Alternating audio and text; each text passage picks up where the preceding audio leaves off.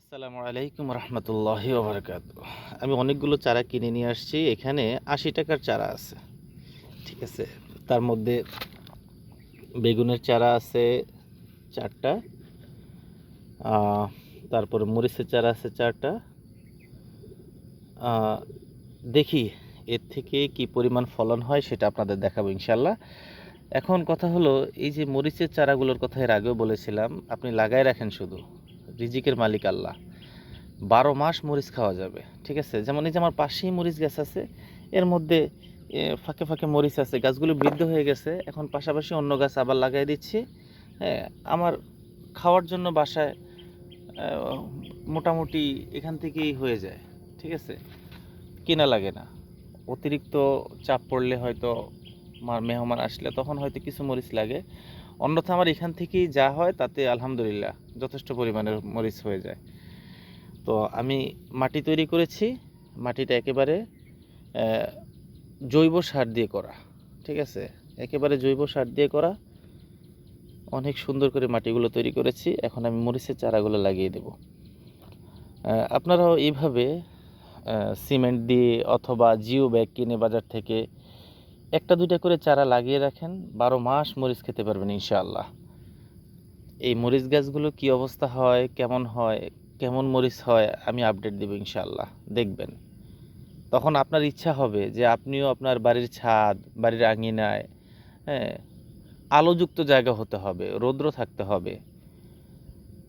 গাছগুলো আপনি যখন লাগাবেন অবশ্যই রৌদ্র থাকতে হবে, কারণ রৌদ্র আল্লাহ তাআলার অনেক বড় একটা নিয়ামত।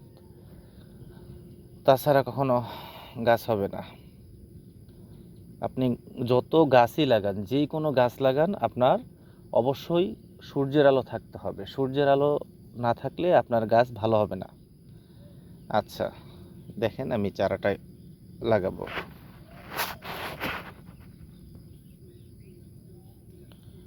চারাগুলো আমি একটু সাইড করে লাগাবো,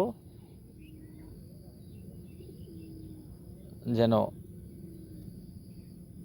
পানি মাঝখানে দেওয়া যায়।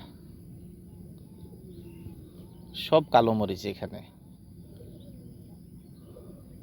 বিসমিল্লাহির রহমানির রহিম।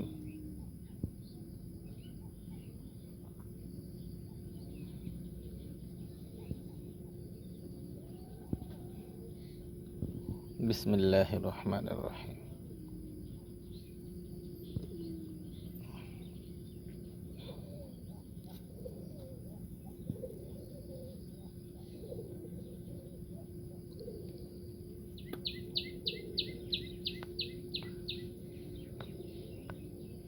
শুধু একটু আস্তে আস্তে ঢেকে দিতে হবে গোড়াটা, অত জাতাজাতি করা যাবে না, যেন তার শেকড়গুলো ক্ষতিগ্রস্ত না হয়।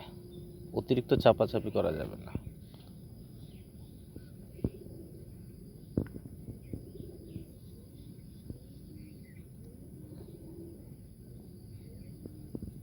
এর আপডেট তো অবশ্যই ইনশাল্লাহ দেব, কেমন মরিচ হলো, এখান থেকে কতগুলো মরিচ পারলাম, ইনশাল্লাহ ওজন করে দেখাবো। আরেকটা চারা আছে ছোট্ট, এটা ফ্রি আসছে মূলত, ওই গাছের সাথে এটা হয়ে গেছে, কিন্তু এটাকেও ফেলবো না। এই চারাটা আমার আগের নষ্ট হয়ে গেছে, এটাও, তাও মরিচ ঝুলে আছে 3-4টা। দেখি এর পাশেই লাগাই দিই। এখানে মূলত এই টপের মধ্যে 2টা বা 1টা চারা লাগাইলেই হতো, কিন্তু আমি চেষ্টা করতেছি যেহেতু খোলামেলা জায়গা, যেন ছড়িয়ে যায় ছাতার মতো, তাহলে অসংখ্য মরিচ হবে আর কি।